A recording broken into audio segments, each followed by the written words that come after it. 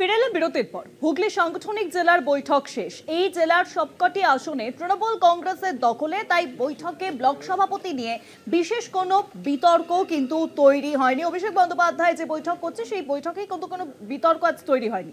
বেশ কয়েকটি জায়গায় যুব সভাপতি নিয়ে মত বিনিময় হয়েছে এই বৈঠকে।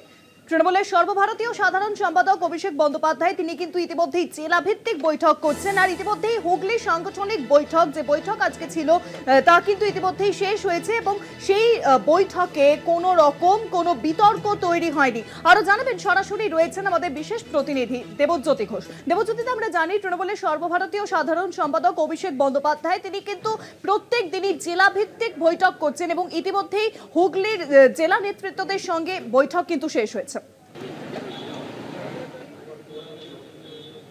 দেখো, অত্যন্ত গুরুত্বপূর্ণ ২৬-এর বিধানসভা নির্বাচন, মেরে কেটে হাতে ৭ থেকে ৮ মাস সময় আছে।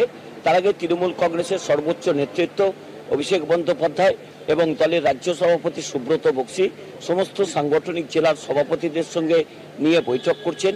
সেখানে স্থানীয় সাংসদদের কিছু সাংসদকে ডাকা হচ্ছে এবং বিধায়কদের নিয়ে বৈঠক করছেন।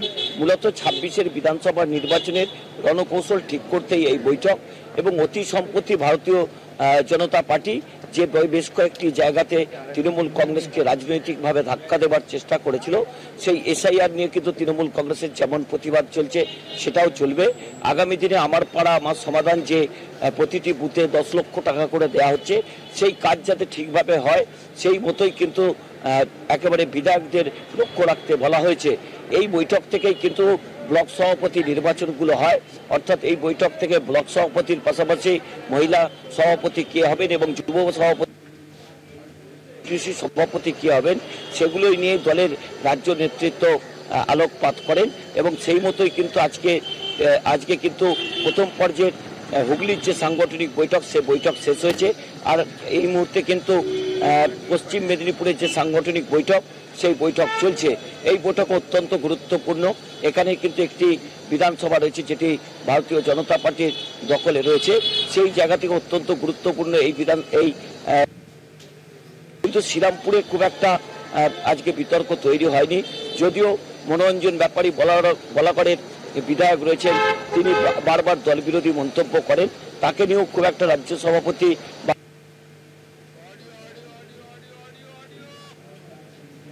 মজুমদার তিনি যে চুচুড়ার বিধায়ক তাকে নিয়েও একাধিকবার বিতর্ক তৈরি হয়েছে রচনা বন্দ্যোপাধ্যায়ের সঙ্গে বেশ কিছু বিষয় নিয়ে।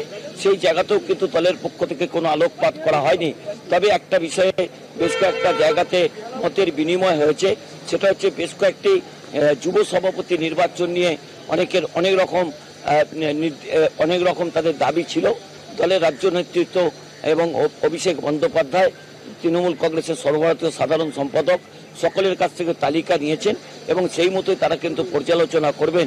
তবে সবশেষ সিদ্ধান্ত মমতা বন্দ্যোপাধ্যায় নেবেন, সে কথাই কিন্তু অভিষেক বন্দ্যোপাধ্যায় বলছেন। অর্থাৎ যে বৈঠকগুলোতে বিতর্ক তৈরি হচ্ছে সেগুলোতেই অভিষেক বন্দ্যোপাধ্যায় সেগুলো মমতা বন্দ্যোপাধ্যায় দলের সর্বোচ্চ নেত্রী তার কাছে পাঠিয়ে দিচ্ছেন। সেই জায়গাতে আজকে দুটো বৈঠকই কিন্তু অত্যন্ত গুরুত্বপূর্ণ। শুভাঙ্গী, অনেক ধন্যবাদ দেবজ্যোতিদা। সরাসরি ছিলেন আমাদের বিশেষ প্রতিনিধি দেবজ্যোতি ঘোষ। অভিষেক বন্দ্যোপাধ্যায় তিনি কিন্তু ২৬-এর বিধানসভা নির্বাচনের জন্য কার্যত প্রত্যেক দিনই বৈঠক করছেন, বিভিন্ন জেলাভিত্তিক বৈঠক সেখানে চলছে। আর ইতিমধ্যেই হুগলির সঙ্গে বৈঠক শেষ হয়েছে, আর দ্বিতীয় বৈঠক রয়েছে মেদিনীপুর সাংগঠনিক জেলার সঙ্গে।